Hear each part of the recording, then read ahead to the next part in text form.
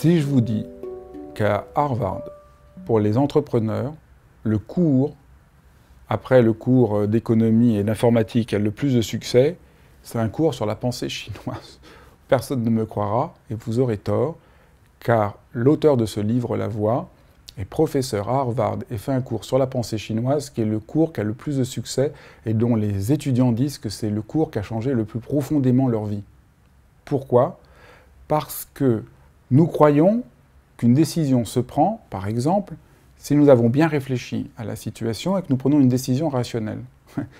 Ça fait beaucoup rire Pouet qui montre que ce n'est pas du tout comme cela qu'on doit prendre une décision, qu'il y a une complexité du réel, que la pensée chinoise a su penser depuis Confucius, et que ce qui importe, c'est d'essayer de comprendre cette complexité du réel, plutôt que d'être enfermé dans un seul modèle. Nous avons aussi la croyance que si je suis authentique avec moi, les choses vont être justes. Mais l'auteur montre comment la pensée chinoise a articulé de manière beaucoup plus fine le naturel et l'artifice. Qu'au fond, pour un être humain, peut-être ce qui compte, c'est l'apprentissage de la spontanéité. Si je veux apprendre à jouer au piano, j'apprends pour le jouer très librement, mais au début, l'apprentissage est rigoureux et difficile.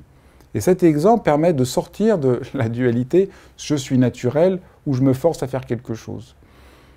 Donc le livre, page après page, c'est pas chapitre après chapitre, mais même presque ligne après ligne, vous éclaire la manière dont nous vivons d'une autre manière. Par exemple, il raconte la visite chez un thérapeute. Si on regarde la vie d'un thérapeute du point de vue de la pensée chinoise et de la pensée de l'ordre du rite, pour nous un rite c'est ridicule, mais l'auteur va essayer de montrer comment les rites sont importants. Peut-être que ce qui se joue chez le thérapeute, c'est que dans le cadre rituel d'une séance thérapeutique, je laisse tomber mes masques, ma manière d'être, pour réinventer une autre manière d'être. Et peut-être qu'au fond, tout rituel est une manière de laisser tomber des masques pour réinventer une autre manière d'être.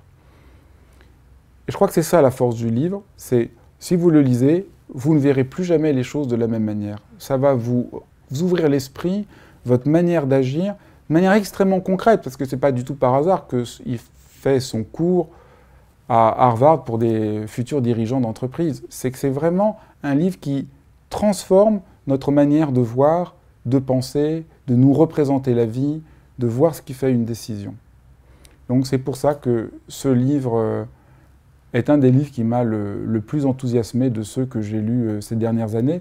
Et pourtant, moi, je connais bien la pensée chinoise, j'ai beaucoup lu de livres sur la pensée chinoise, mais jamais j'avais vu les choses comme il les présente, à partir de son expérience. L'ensemble du livre, au fond, se résume à cette idée. Nous, en Occident, on est un peu obsédés par l'objectif. La pensée chinoise pense plus en termes de chemin et de mouvement.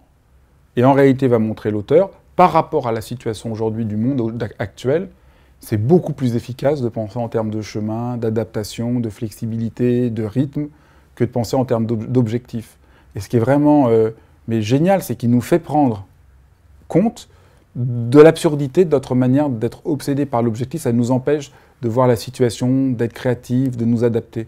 Donc c'est un livre extrêmement salutaire. C'est vraiment, je dois dire là, c'est vraiment un livre génial.